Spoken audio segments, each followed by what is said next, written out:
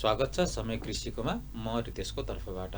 आज हामीसँग हुनुहुन्छ हिमालयन एग्रिकल्चरका तर्फबाट शम्भु राईजी। आउनुहोस् उहाँलाई हाम्रो स्टुडियोमा स्वागत गरौँ। स्वागत छ सर यहाँलाई हाम्रो स्टुडियोमा। धन्यवाद यहाँलाई पनि। हजुर सर, यसको सुरुवात हजुरले कहिलेबाट कसरी गर्नुभयो अलिकति जानकारी दिनुहोस् न। हामीले हिमालयन एग्रिकल्चर भनेको लगभग 4 महिना भयो हामीले सुरु गरेको। यो हाम्रो फार्म चाहिँ गोदावरीमा छ, गोदावरीको गोदाम चौरमा छ। अब यसबाट हामीले चाहिँ किसानहरूलाई चाहिँ अलिकति के भनेदेखि जेन्युन बिरुवा र तपाईँको अलिकति सर्टिफाइड बिरुवाहरू चाहिँ कसरी किसानको बारीमा पुर्याउने र किसानले चाहिँ कसरी राम्ररी उत्पादन गराउन सकिन्छ भनेर चाहिँ यो हामीले हिमालयन एग्रिकल्चर भनेर चाहिँ स्थापना गरेका छौँ। यसबाट अहिले के चाहिँ उत्पादन गरिरहनु भएको छ? अहिले हामीले ड्र्यागन फ्रुटको बेर्ना, एभोकाडोको बेर्ना, ग्राफ्टेड प्लस तपाईँको ग्राफ्टेड टमेटोको बेर्नाहरू चाहिँ अहिले उत्पादन हामीले गरिरहेछौँ।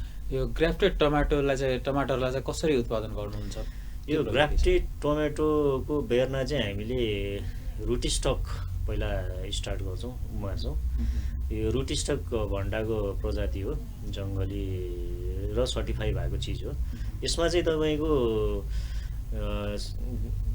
माटोमा लाग्ने सोइल बोर्न डिजिजहरू जति पनि छन् त्यो रोगहरू चाहिँ लाग्दैन। त्यो नलाग्नुको कारण चाहिँ के भने हामीले सर्टिफाई गरेर चाहिँ जापानबाट त्यो रुटी स्टक ल्याएका छौँ। त्यो रुटी स्टकलाई चाहिँ पहिला हामी उमार्छौँ, उमारिसकेपछि त्यसलाई हामीले ग्राफ्टिङ गर्छौँ टोमेटोमा। त्यसलाई चाहिँ अनि त्यो चाहिँ सक्सेस भइसकेपछि जोडिसकेपछि चाहिँ हामीले किसानको बारीमा किसानलाई दिन्छौँ। साधारण टमाटरको बेर्ना बिरुवा र यो ग्राफ्टिङ गरेको बिरुवामा चाहिँ के कस्तो अन्तर हुन्छ र जस्तै रोग व्याधिहरूले सताउने गरेको पाइन्छ टमाटरमा प्रशस्त मात्रामा, होइन? त्यो के कस्तो प्रभावहरू परिरहेको हुन्छ? यो हामीले ग्राफ्टिङ गरेको टोमेटोमा चाहिँ तपाईँको लगभग सोइल बोर्न डिजिजहरू जति पनि छन्, ओइलाउने रोगहरू भयो, पाउडर मिल्ड्यूहरू एकदम कम। अनि माटोमा जति पनि निमाटोड भन्ने अहिले रोग लागेको छ गोलबेडाको जरामा, त्यो गाँठा सबै किसानहरूले त्यो गाँठो गोलबेडाको जरामा देख्नुभयो होला। त्यो चाहिँ निमाटोड भन्ने रोग चाहिँ प्रोपरली लाग्दैन। प्लस अनि त्यो बेर्ना जसरी रोपिन्छ हामीले रोपिसकेपछि त्यसको उत्पादन पनि तपाईँको अरू सिडबाट गरेको बेर्ना भन्दा तपाईँको 2 गुणा बढी चाहिँ उत्पादन यसले दिन्छ। प्लस अर्को कुरो के छ भनेदेखि यसमा जस्तो तपाईँको पानी गोलबेडा खेती गर्दाखेरि बारीमा पानी जम्यो भने गोलबेडा सिडबाट रोपेको ओइलाएर मर्छ। तर यो ग्राफ्टिङ गरेको टमेटो चाहिँ त्यसरी ओइलाएर मर्दैन, किनभने यसको जरा कडा हुन्छ अनि रोगसँग लड्ने क्षमता बढी हुन्छ। त्यो हुँदाखेरि चाहिँ हामीले ग्राफ्टिङ टमेटो चाहिँ लगभग 7 वर्ष भयो हामीले नेपालमा किसानहरूले रोपेको। यसपालि किसानले धेरै रोप्दैछ फेरि।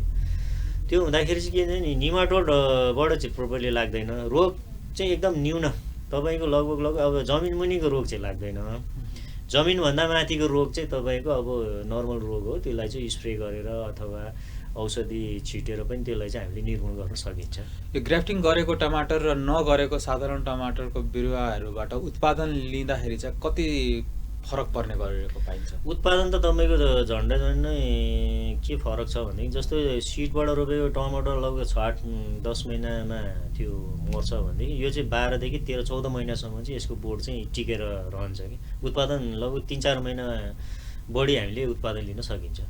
सरहरूको संस्थाबाट चाहिँ एभोकाडोको बारेमा पनि कुराकानी गर्नुभएको थियो अघि। हजुर, त्यो एभोकाडो चाहिँ के हो वास्तवमा? अब वास्तवमा नेपालमा अब यो फलफुलको पनि खेती सुरु भएको हुँदाखेरि नेपालमा 27-28 थरीको एभोकाडोहरू पाइन्छन्।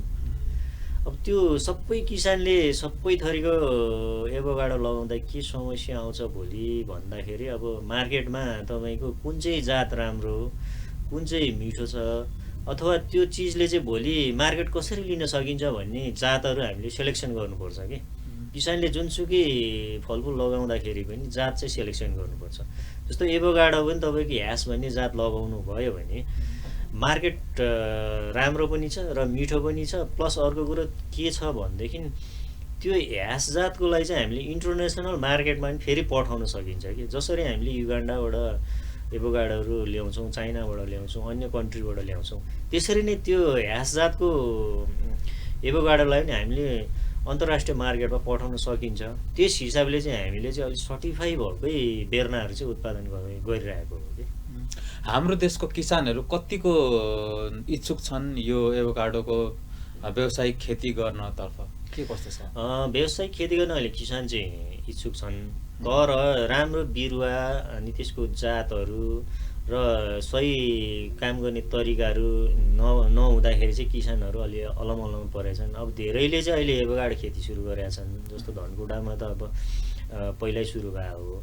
तर धनकुटामा पनि तपाईँको धेरैवटा जातहरू भेला भएको भएर चाहिँ कुन चाहिँ किसानले राम्रो बिरुवा लगाउने भन्ने अथवा कुन खालको एभोकाडो चाहिँ राम्ररी उत्पादन गर्ने भन्नेमा चाहिँ अन्यलमा छ किसानहरू।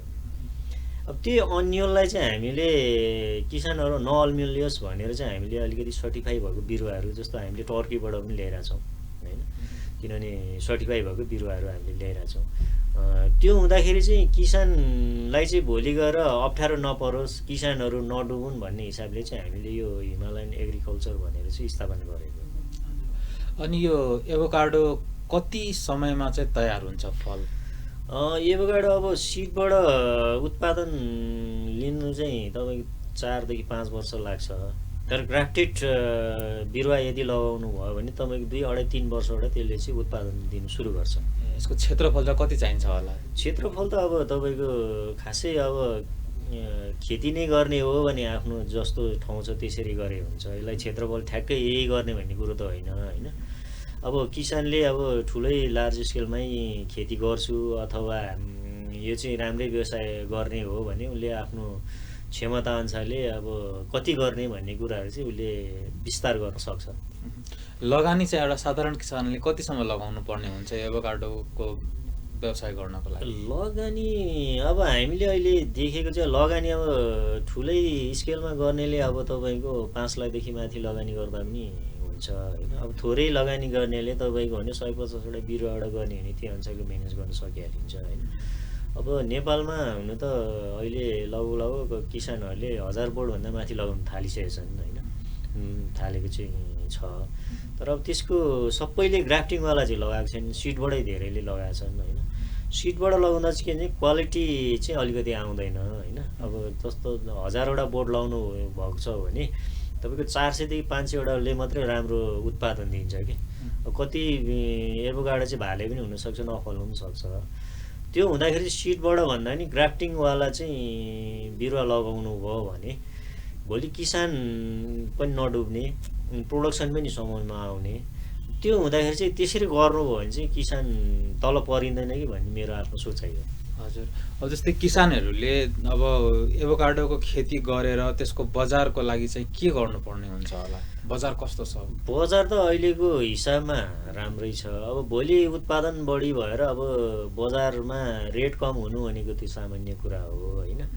तर जति उत्पादन गर्न सक्यो नि त्यसको अरू भेराइटीहरू पनि जस्तो तपाईँको बनाउन सकिन्छ, जस्तो खानेकुराहरूलाई त्यसलाई अरू चिजमा कन्भर्ट गर्न सकिन्छ। हामीले अब फलै मात्रै नखाएर त्यसको कुनै पनि अरू चिजहरू जस्तो क्रिमै भयो होइन, जस्तो आइसक्रिमहरू बनाउन सकिन्छ। त्यसलाई अब हामीले अचारै बनाएर खान सकिन्छ, सलादै बनाएर खानिन्छ। धेरै कुराहरू त्यसलाई चाहिँ हामीले डाइरेक्ट फलमा मात्रै नभएर अरू खानेकुरामा पनि परिणत गरेर खान सकिन्छ। यो एभोकाडो भनेको जडीबुटी हो कि फल हो, के हो? यो जडीबुटी चाहिँ अब हाम्रो नेपालमा यसलाई जडीबुटी चाहिँ भनिँदैन अथवा बेसोमा पनि भनिँदैन। यो चाहिँ एउटा फलफुल जस्तो हामीले सुन्तला खाएथी अथवा आँपहरू खाए जस्तै यो पनि फलफुलै हो। तर यसमा हुने कति मिनरल्सहरू हुन्छन् त्यो चाहिँ अब फरक हुन्छ कि, त्यो मात्रै हो। अब हामीलाई चाहिने शरीरलाई चाहिने तत्त्वहरू चाहिँ यसमा बढी हुन्छ भन्ने चाहिँ हाम्रो बुझाइ हो। यसको फल र बिरुवा चाहिँ कस्तो किसिमको हुन्छ अलिकति बताइदिनुहोस् न किसानहरु? यसको अब फल चाहिँ तपाईँको सुपारीको दाना जत्रोदेखि लिएर तपाईँको 1 किलोसम्मको दाना हुन्छ होइन।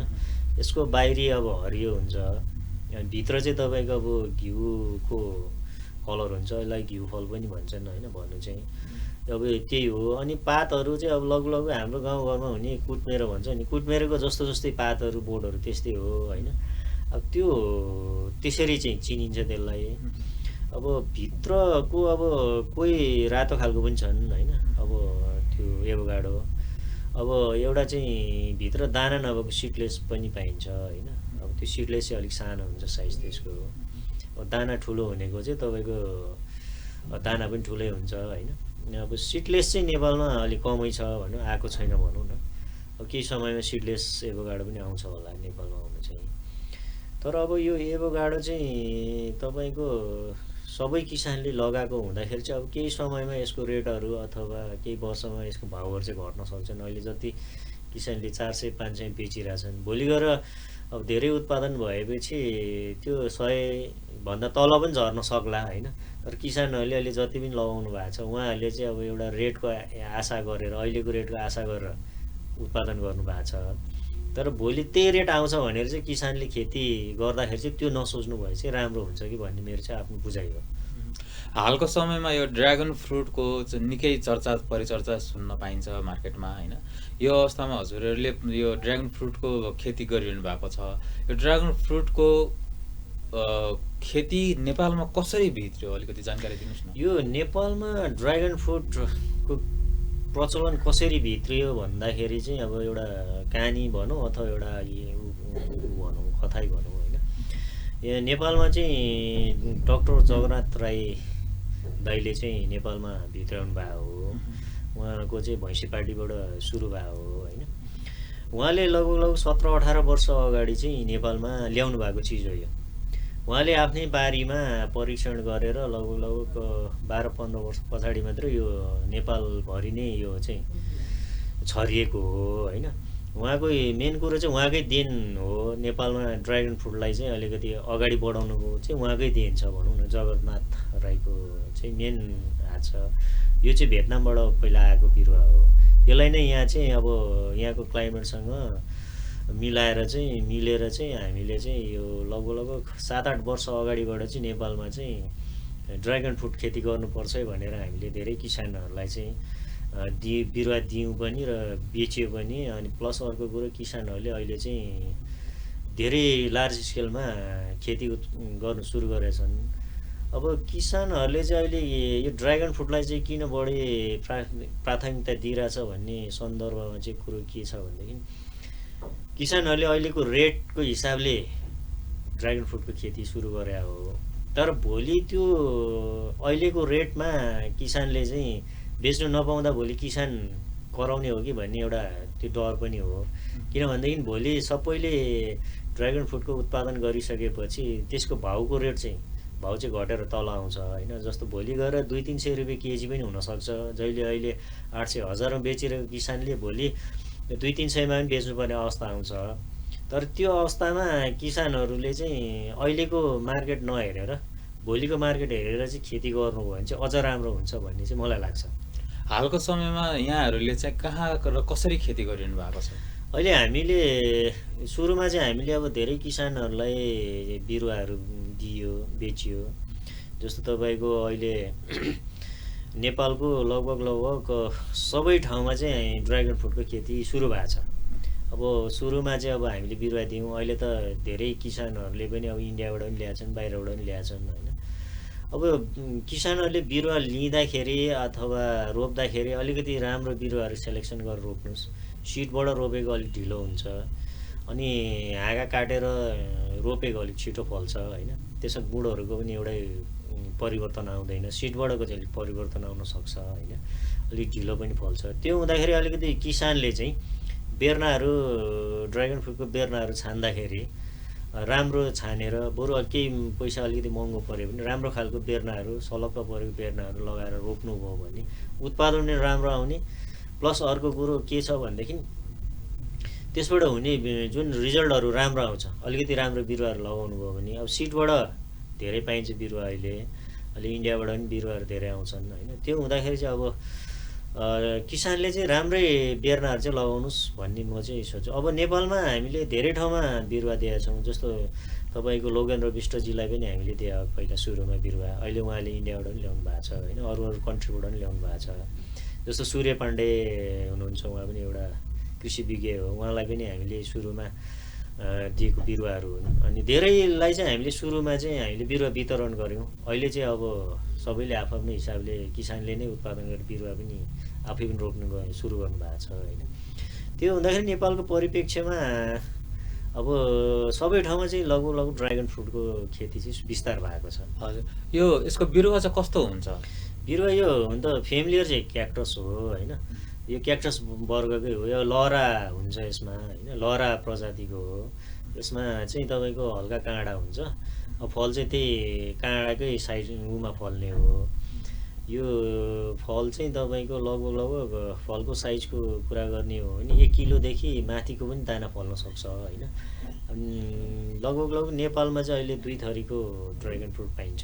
एउटा सेतो, भित्र सेतो भएको, बाहिर रातो। एउटा बाहिर पनि रातो र भित्र पनि रातै भएको, दुई प्रकारको चाहिँ पाइन्छ नेपालमा। सेतोको चाहिँ प्रोडक्सन हाई छ, रातोको चाहिँ अलिकति कम छ होइन। त्यो हुँदाखेरि किसानले खेती गर्दा चाहिँ सेतै गर्नुहोस् भन्छौँ हामी चाहिँ, किनभने उत्पादनको हिसाबले रातोमा चाहिँ उत्पादन एकदम कम छ होइन। यसो अब सोको लागि गर्ने हो भने चाहिँ रातो ठिक छ, तर तपाईँको लार्ज स्केलमा प्रोडक्सन लिएर पैसा कमाउने अथवा राम्रै आर्जन गर्नुको लागि चाहिँ तपाईँको सेतो चाहिँ खेती गर्नुहोस् हामी चाहिँ भन्छौँ। हजुर, जस्तै यसको बेर्ना र सिडमा चाहिँ सिडभन्दा बेर्नाबाट गर्दा चाहिँ अलि बढी उत्पादन लिन सकिन्छ भन्नुभयो होइन। अब त्यसै गरी यसको बेर्ना चाहिँ कसरी चाहिँ एउटा किसानले चाहिँ त्यसलाई चाहिँ बेर्ना कसरी तयार पार्न सक्नुहुन्छ? त्यो बेर्ना चाहिँ तपाईँको के छ भने त्यसको हाँगालाई काटेर जरा निकाल्ने हो होइन। अब हुन त ग्राफ्टिङ गरेर गर्दा पनि हुन्छ। अब सिडबाट उमारेर त्यसलाई चाहिँ पछि फलेको हाँगा लगेर जोड्ने हो ग्राफ्टिङ चाहिँ होइन। त्यो गर्नु पनि सकिन्छ। केही समयमा हामी चाहिँ अब त्यो ग्राफ्टिङ गरेको तपाईँको ड्रागन फ्रुटको बिरुवा पनि हामीले उपलब्ध गराउँदैछौँ होइन किसानलाई। केही समय चाहिँ लाग्छ। त्यो हुँदाखेरि किनभने किसानले चाहिँ अब बिरुवा बनाउन चाहिँ गाह्रो छैन। तपाईँको त्यही हाँगालाई काटेर जमिनमा काटिदियो अथवा पोली ब्यागमा राख्यो भने त्यही बिरुवा बन्ने हो पछि गएर होइन। अब सिडबाट भनेको त तपाईँको डाइरेक्ट त्यो दानालाई चाहिँ फोरेर हाँगाबाट भन्नुको जुन छेउबाट जुन पलाएर जान्छ त्यसलाई चाहिँ अथवा मूलै हाँगाबाट गर्नु पनि मिल्छ, केही छैन त्यो त। बिरुवा निकाल्नु त साइडको हाँगाबाट गरे पनि हुन्छ अथवा मूल हाँगाबाट गर्ने पनि बिरुवा निकाल्न सकिन्छ। कस्तो किसिमको जमिनहरू चाहिन्छ त्यसको लागि? यसलाई जमिन चाहिँ तपाईँको पानी नजम्ने एकदम सुक्खा होइन। अब सुक्खा भएर केही फरक पर्दैन, तर पानी जम्यो भने चाहिँ बिरुवा चाहिँ मर्ने सम्भावना बढी छ कि। अनि अर्को कुरो चिसो चाहिँ हुनु हुँदैन। जति तपाईँको यसको टेम्परेचर बढ्यो यसमा प्रोडक्सन पनि हाई अनि छिटो ग्रोथ पनि हुने होइन। तर चिसोमा चाहिँ यो त्यति फस्टाउँदैन कि, किनभनेदेखि तपाईँको यो खेती गर्दा 1200 भन्दा तलको रेन्जमा गऱ्यो भने चाहिँ उत्पादन चाहिँ राम्रो छ। यो यसको खेती गर्नको लागि कति जग्गा जमिनहरू आवश्यक पर्छ? अब जग्गा जमिन चाहिँ यस्तो छ, तपाईँको अब सोखले 2-4वटा बोट लाउने भने खासै ठाउँ चाहिएन होइन। तपाईँको खेती नै गर्ने हो भने त आफूले कुन स्केलमा गर्ने हो त्यो स्केलको आफूले जग्गा जमिन अथवा ठाउँ चाहिँ तयार गर्न सकिन्छ। हालको समयमा सहर बजारहरूतिर चाहिँ कौशी खेती पनि गर्ने गरिएको पाइएको छ केही ठाउँहरूमा। यसको त्यो चाहिँ के कसरी गर्न सकिन्छ होला? कौशीमा पनि यो गर्न सकिन्छ, खासै त्यस्तो समस्या होइन यो। किनभने यसलाई चाहिँ हामीले अब काटछाँट गरेर सानो बनाउन सकिने कुरा हो होइन। अब जमिनमा गर्दा चाहिँ ठुलै बनाउन सकियो, तर कौशीमा गर्दाखेरि चाहिँ तपाईँको नर्मल 20 लिटरको ड्रममा तपाईँले रोप्नुभयो भने यसको तपाईँको उत्पादन आउँछ। यसलाई के कस्तो मलहरू दिनुपर्छ? के मल त खासै यसलाई अहिले नेपालको परिप्रेक्ष्यमा खासै मल चाहिँ लगाएको पाइएको छैन मान्छेले होइन, किसानहरूले भनौँ। तर यसलाई पनि चाहिने न्युट्रिएन्ट्सहरू चाहिँ दिनुभयो भने चाहिँ उत्पादनमा चाहिँ अलिकति बढी आउने सम्भावना चाहिँ बढी छ।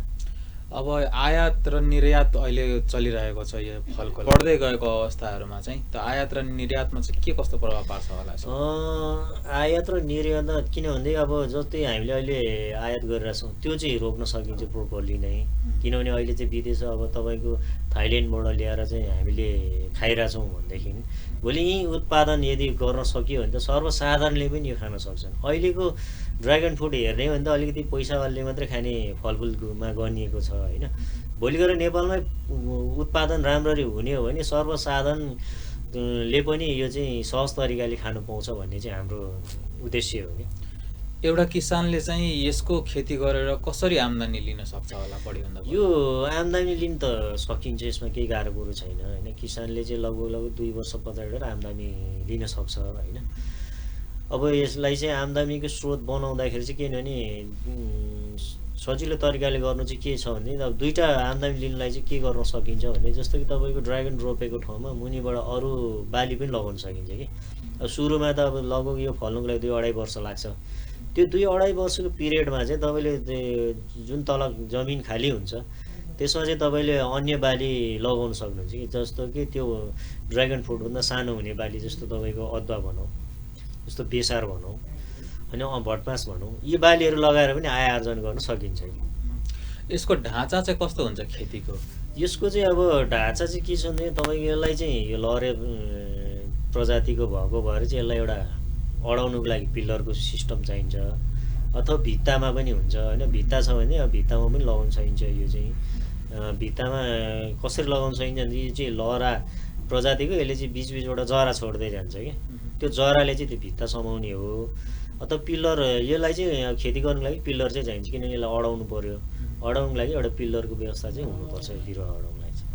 एउटा बोटबाट कतिसम्म उत्पादन हुन्छ यसको? उत्पादन मैले अहिले हेरेकोमा चाहिँ लगभग मेरो आफ्नो उत्पादनमा एउटा बोटले लगभग 400 देखि 500 दानासम्म चाहिँ म्याच्युर बोटले चाहिँ दिन्छ, किनभने मैले चाहिँ त्यो मेरो आफ्नो अनुभवमा हो कि। अनि सरकारले अहिले यो खेतीको लागि चाहिँ के कस्तो पहलहरू गरिरहेको छ? के सरकारले त अब अहिले त लगभग पहलहरू चाहिँ गरिरहेछ। किसानहरूलाई पनि अलिकति अब अनुदानहरू यताउता चाहिँ व्यवस्था चाहिँ गरिरहेछन् होइन। तर अब सरकारलाई मात्रै दोष दिनुभन्दा पनि हामी अब काम गर्ने किसानै अलिकति अग्रसर भइयो भने चाहिँ राम्रो होला कि जस्तो मलाई लाग्छ कि। जस्तै किसानहरूले बुझ्न नपाएको भन्न खोज्नु भएको कि के? अनि यस्तो छ, किसानले बुझ्नु नखोजेको भन्दा पनि अब अनुदानमै सबै थोक गर्दाखेरि चाहिँ के समस्या आउँछ भने हामी अनुदानको पछाडि पर्दाखेरि चाहिँ जुन हामीले गर्ने कामहरू चाहिँ रोकिन जान्छन् कि। जस्तो कि हामीले गरिरहेको काममा अब अनुदान नआउँदा के गर्दा त्यो त हाम्रो समय पनि जान्छ, प्लस अर्को कुरो त्यतातिर हामीले ध्यान दिँदाखेरि यता उत्पादन पनि नआउन सक्छ होइन। त्यो हुँदाखेरि चाहिँ अब सरकारमा भन्दा पनि आफूले चाहिँ बढी मेहनत गर्यो भने चाहिँ त्यसलाई चाहिँ हामी चाहिँ उत्पादनमा अलिकति बढी लिन सक्छौँ कि भन्ने चाहिँ मलाई लाग्छ। यो ड्र्यागन फ्रुटको खेतीको लागि चाहिँ किसानहरूको लागि सरकारले के कस्तो कदमहरू चालिदियो अथवा के कस्तो गरिदिए हुन्थ्यो जस्तो लाग्छ यहाँलाई? सरकारको पक्षबाट चाहिँ के छ भनेदेखि मैले बुझेको आफ्नो अहिलेको अनुभवमा चाहिँ के भने किसानलाई चाहिँ जेन्युन बिरुवाहरू सरकारले उपलब्ध गराइदिए भने अथवा राम्रो बिरुवाहरू, सेलेक्टेड बिरुवाहरू, जस्तो अन्तर्राष्ट्रिय बजारमा पनि बिक्री हुने फलहरूको चाहिँ बेर्नाहरू चाहिँ जस्तो नेपाल सरकार अथवा कुनै सङ्घ संस्थाले चाहिँ त्यो उपलब्ध गराइदियो भने चाहिँ त्योभन्दा ठुलो चाहिँ किसानको लागि अरू केही होला जस्तो मलाई लाग्दैन। एउटा किसानले यसको खेती गर्नको लागि चाहिँ कस्तो खालको तयारीहरू गर्नुपर्ने हुन्छ? किसानले तयारी भन्दा पनि अब के छ भन्दा अब जग्गाको मेन त अब जग्गाको समस्या हो नेपालमा। कुनै पनि किसानले अब फलफुल खेती गर्छु भन्दाखेरि चाहिँ किनभने जग्गाको समस्या हो, सबैसँग आफ्नो जग्गा हुँदैन। त्यो नहुँदाखेरि के हुन्छ छ भने अब फलफुल खेती गर्दाखेरि चाहिँ तपाईँको 25 देखि 30 वर्षको समय चाहिन्छ फलफुल खेती गर्दाखेरि। त्यो हुँदाखेरि चाहिँ सरकारले त्यस्तो ठाउँहरू चाहिँ हामीलाई उपलब्ध अथवा किसानलाई उपलब्ध गराइदियो भने चाहिँ राम्रो हुन्छ। जब कि खेर गइरहेको ठाउँहरू जस्तो सरकारी कति जग्गाहरू खेर गइरहेछन् त्यो ठाउँहरूलाई चाहिँ सदुपयोग गर्नु दिएर, अथवा जङ्गलहरू छन् त्यो जङ्गलहरूलाई चाहिँ सरकारले ल तिमीले चाहिँ यो ठाउँमा यसरी फलफुल लगाओ अथवा यो गर है भनिदियो भने दिने अवस्था हो भने नेपालमा फलफुल खेती चाहिँ व्यापक हुन सक्छ। यो ड्र्यागन फ्रुटको फाइदा चाहिँ के हुन्छ हाम्रो शरीरको लागि? शरीरको लागि अब यसमा 12-13वटा तत्त्व छनु चाहिँ होइन। अब हुनु त सबै चिजले आफ्नो काम गराए हुन्छ। अब ड्र्यागन फ्रुटलाई चाहिँ अब क्यान्सरको चाहिँ सेलहरू बढ्न दिँदैन भन्ने चाहिँ हामीले बुझाइ हो, हामीले पढ्दाखेरि चाहिँ त्यही पढाइ हो। यो ड्र्यागन जसले सेवन गरिरहन्छ जो मान्छेलाई चाहिँ अब क्यान्सरको लाग्ने सम्भावना बढी हुन्छ, त्यो सेललाई चाहिँ बढ्न दिँदैन भनेर चाहिँ बढी चाहिँ प्रयोग भइरहेछ। एकचोटि मेरो के पनि जस्तो इन्डियाबाट एकजना साथीको आमा बिरामी भएर इन्डिया लानुभएको थियो। उहाँलाई चाहिँ तपाईँको इन्डियामा चाहिँ त्यो ड्र्यागन फ्रुट मात्रै 6 महिना खुवाएर चाहिँ ल्याएको थियो, किनभने उहाँलाई क्यान्सरै भएको थियो। त्यो क्यान्सर चाहिँ त्यो ड्र्यागन फ्रुट खुवाइरहँदा चाहिँ त्यो क्यान्सरको सेल नबढेको भएर चाहिँ उहाँले चाहिँ यहाँ पनि ड्र्यागन फ्रुट चाहिँ धेरै खुवाइराख्नु भएको छ कि अहिले पनि खुवाइराख्नु भएको छ। त्यो भने चाहिँ यसलाई चाहिँ क्यान्सरलाई चाहिँ हाम्रो शरीरमा जुन क्यान्सरको सेलहरू बढिरहेको हुन्छन् कुनै न कुनै प्रक्रियाले होइन, त्यो सेललाई चाहिँ रोक्छ, बढ्न दिँदैन भनेर चाहिँ विशेष गरेर धेरैले चाहिँ यसको हिसाबले चाहिँ प्रयोग गरिरहेछन् नेपालमा। यो फललाई चाहिँ औषधिको रूपमा पनि प्रयोग गर्ने गरिन्छ अथवा सौन्दर्यको रूपमा पनि सौन्दर्य सामग्रीहरूको लागि पनि प्रयोग गर्ने गरिन्छ। त्यो कस्तो खालको उत्पादनहरूमा त्यस्तो प्रयोग अब गर्ने यो चाहिँ एक्ज्याक्ट चाहिँ थाहा छैन होइन, तर धेरै चिजहरूमा चाहिँ प्रयोग गर्छन् भन्ने चाहिँ शून्य हो होइन। तर अब हामीले नेपालमा चाहिँ खालि खानुको लागि मात्रै प्रयोग गरिरहेको हो होइन। त्यो भएर अब सौन्दर्यमा भन्दा पनि बढी चाहिँ अब यो भनौँ नि क्यान्सरको रोगहरू अब रोगसँग लड्ने क्षमताहरू बढाउँछ भन्ने हिसाबले चाहिँ हामीले फलफुल यो ड्रागनलाई चाहिँ बढी लिइरहेछौँ।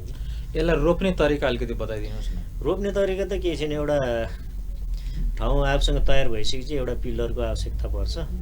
त्यो पिलरको उमै रोप्ने हो, साइडमै रोप्ने हो, त्यो मलजल गरेर। त्यसमा चाहिँ तपाईँको अब 6-8 महिना पछाडि त्यसले अर्को मुना हाल्नु थाल्छ होइन। केही समयमा तपाईँको 1-1.5 वर्षबाट चाहिँ राम्रै त्यसले अब फलहरू पनि दिनु सुरु गर्छ होइन। यसमा खासै त्यस्तो ठुलो रोप्दाखेरिको प्राविधिक कुराहरू चाहिँ खासै केही पनि छैन कि। अब यसलाई अलिकति काटछाँटको व्यवस्था चाहिँ गर्नुपर्छ। अब नेपालमा अहिले ड्रागनको काटछाँट गर्ने सिस्टम चाहिँ मान्छेले किसानले गरेका छैनन्, थाहा पनि छैन होइन। तर अरू बोट बिरुवालाई जस्तै ड्रागनलाई पनि काटछाँट चाहिँ गर्नुपर्छ कि, किनभने अब त्यो नफल्ने हाँगाहरू हुन्छन्, त्यो हाँगाहरू चिनेर काट्नुपर्छ। जस्तो कति हाँगाहरूले चाहिँ तपाईँको खानेकुरो मात्रै खान्छ, त्यो फल्दैन, त्यो हाँगाहरू चाहिँ काटेर फाल्ने गऱ्यो भने चाहिँ अलिकति उत्पादन चाहिँ बढ्छ। यसको बेर्ना कहाँ पाइन्छ? बेर्ना त अहिले त अब तपाईँको धेरै ठाउँमा पाइन्छ होइन। जस्तो हामीसँग पनि छ होइन। जस्तो अब किसानको चिनजान छ भने किसानले किसानलाई पनि दिन सक्नुहुन्छ होइन। तर त्यसरी दिँदाखेरि चाहिँ अलिकति राम्रो बिरुवाहरू, अलिकति फल्ने खालको रोग नलागेको बिरुवाहरू बेर्नाहरू दिनुभयो भने चाहिँ किसानलाई चाहिँ राम्रो हुन्छ भन्ने चाहिँ हो। अब किन भनेदेखि पैसै मात्रै कमाउने हिसाबले बेर्ना बेच्ने हो भने त केही ठुलो कुरो भएन होइन। तर किसानलाई चाहिँ राहत हुने हिसाबले चाहिँ बेर्ना कसै पनि अब भनौँ न कोही बेर्ना बेच्ने नर्सरी हुनुहुन्छ अथवा कोही हुनुहुन्छ, त्यसरी गर्नुभयो भने चाहिँ राम्रो हुन्छ कि भन्ने हामीलाई लाग्छ। यसको फलभित्रको गुदी कस्तो खालको हुन्छ र यसको मूल्यहरू कतिसम्म पर्छ? गुदी त तपाईँको अब दुई खालको नेपालमा चाहिँ अहिले पाइन्छ, बाहिर रातो भित्र सेतो। सेतोमा चाहिँ तपाईँको तिलको दाना जस्तो भित्र हुन्छ होइन, अलिक गुलियो हुन्छ। प्रोपरली पाक्दाखेरि चाहिँ अलिक गुलियो हुन्छ, अलिकति नपाकेको खाँदाखेरि चाहिँ अमिलो गुलियो टोनमा हुन्छ होइन। अनि एउटा रातो पाइन्छ, बाहिर पनि रातो भित्र पनि रातो होइन। त्यो भित्र पनि तिलको दाना जस्तो भाग हुन्छ होइन, त्यो चाहिँ सिड हो। अरू सेतो भाग अथवा रातो भाग चाहिँ त्यो चाहिँ खाने भाग हो होइन। तिलको दाना जस्तो हुन्छ त्यसलाई पनि हामीले खाइन्छ होइन। त्यो त केही फरक चाहिँ पर्दैन। यो ड्रागन फ्रुटको बजार चाहिँ कस्तो हुन्छ जस्तो लाग्छ यहाँलाई? बजार चाहिँ अहिलेको कन्टेस्टमा जस्तो कि थाइल्यान्डबाट अब हामीले ल्याएको खाइरहेछौँ होइन, त्यो हुँदाखेरि चाहिँ यसको बजार चाहिँ अहिलेसम्म चाहिँ राम्रै छ। अब उत्पादन बढी भएर रेट नपाउनु अलग कुरा होला होइन। तर यसको फलफुलको बजार चाहिँ तपाईँको अथाह छ कि, किन भनेदेखि जस्तो कि भोलि गएर अब हामीले केरा सुन्तला खाए जस्तै त्यो ड्रागन फ्रुट पनि हामीले सधैँ पाउने हो भने त्यसरी खाइन्छ। यो फलफुल हो, त्यसको बजार चाहिँ छ, बजार जाने भन्ने कुरो चाहिँ छैन होइन। तर उत्पादन चाहिँ तपाईँको हामीले लिनु सकेर यसलाई स्टोरेज गरेर अक्सिजनमा पनि बजारमा ल्याउनु सक्यो भने तपाईँको बजार भन्ने कुरो चाहिँ अथाह छ नेपालमा। किन भनेदेखि हामीले अहिले फलफुल खाने हाम्रो पनि एउटा ट्रेन्ड चलिसकेको छ होइन। त्यो ट्रेन्डमा चाहिँ हामीले अब सलादको रूपमा पनि त्यो ड्रागनलाई खान सकिन्छ। त्यो हुँदाखेरि ड्रागनको मार्केट चाहिँ अहिलेसम्म राम्रै छ, पछि पनि राम्रै हुन्छ कि हुन्छ। जस्तो किवी पहिला अब सुरुमा किवीकै कुरा गर्दा किवी अब सुरुमा अहिले 400-500 रुपियाँ किलो अब बाहिरबाट आएको खान्थ्यौँ भने अहिले किवीको मूल्य घटेर तपाईँको उत्पादन बढी भएर अहिले 200-250 पाइन्छ भनेपछि त्यसरी नै भोलि गएर सबै किसानले खान सक्छन् कि। पहिला किवी पनि अब ठुलो बडाहरू अथवा पैसावाले मात्रै खान्थ्यो भने अहिले किवी हामी साधारणले पनि खान सक्छौँ कि। त्यो हिसाबमा भोलि ड्रागन पनि झर्छ भन्ने चाहिँ हाम्रो सोचाइ हो। अब यसलाई अहिलेको अवस्थामा त एकदमै महँगो फलको रूपमा चिनिराखिएको छ होइन। त्यो महँगो फल भएको कारणले गर्दाखेरि यसको बजारीकरणमा चाहिँ भोलिको दिनमा समस्याहरू आउला कि के होला? समस्या त खासै आउँछ जस्तो मलाई लाग्दैन, किनभने अब अहिलेको रेट भोलि पाउँछु भन्ने हिसाब चाहिँ अब त्यो सुन व्यापार गरे जस्तो पक्कै होइन यो होइन। सुन पो राख्दाखेरि पनि केही हुँदैन भन्ने कुरो आउँछ। तर फलफुलमा चाहिँ के हुन्छ भने भोलि अहिलेको रेट भोलि पाउँछु भने त्यो आश चाहिँ गर्नु राम्रो कुरो पनि होइन। कुनै पनि चिजको अब बजार त अप डाउन हुन्छ नै होइन। उत्पादन हाई भएपछि त्यसको रेट घट्नु त त्यो अब एउटा त्यो इकोनोमिक ऊ नै हो, सिस्टमै हो होइन। त्यो हुँदाखेरि भोलि कम रेट आयो भनेर किसानले दुःख मन मान्नुपर्छ भन्ने चाहिँ मलाई लाग्दैन कि। किसानले विदेश जाने रकमले चाहिँ यही व्यवसायको सुरु गर्दाखेरि चाहिँ कस्तो होला जस्तो लाग्छ यहाँलाई? त्यो त एकदम राम्रो कुरो हो नि। विदेशमा गएर तपाईँको त्यो 18-16 घन्टा खट्नुभन्दा तपाईँको यहीँ तपाईँको 2-2.5 लाख रुपियाँ लगानी गरेर विदेश जानुभन्दा त यहीँ लगाउनु राम्रो हो नि। किनभने तपाईँको यो लगाएपछि त तपाईँको कन्टिन्यू त्यसलाई हेरचाह गर्नुपर्ने पनि अवस्था होइन होइन। तपाईँको लगाइदिइसकेपछि तपाईँको त्यसलाई बेला बेलामा के भइरहेछ कसो भइरहेछ मोनिटरिङ गरेपछि पुगिहाल्छ। अरू समयमा त तपाईँले आफ्नो आय इन्कम त गर्न सक्नुहुन्छ नि त। त्यस हिसाबले त विदेशमा लगानी गर्ने त यहीँ गर्दाखेरि एकदम राम्रो हो क्या। जस्तै यो बिरुवा लगाउँदाखेरि चाहिँ एउटा बिरुवादेखि अर्को बिरुवासम्मको दूरी चाहिँ कतिसम्मको हुनुपर्छ? दूरी त तपाईँको अब तपाईँले ठाउँ कस्तो राख्ने हो कि। तपाईँको बिचमा अरू केही बाली अरू बाली लगाउने हो भने अलिकति फरक गरे हुन्छ, 10 मिटरभन्दा फरक गरे हुन्छ होइन। एउटा बोटदेखि अर्को बोटको हिसाब चाहिँ 10 मिटर राख्नुभए हुन्छ, फरक पर्दैन होइन। अझ त्योभन्दा बढी राखेर बिचमा अरू मैले अर्को बाली लगाउँछु गर्नुहुन्छ, त्यसरी गर्दाखेरि पनि तपाईँको अलिकति ठाउँ राख्नुभयो भने अर्को बाली लगाउनु मिल्छ।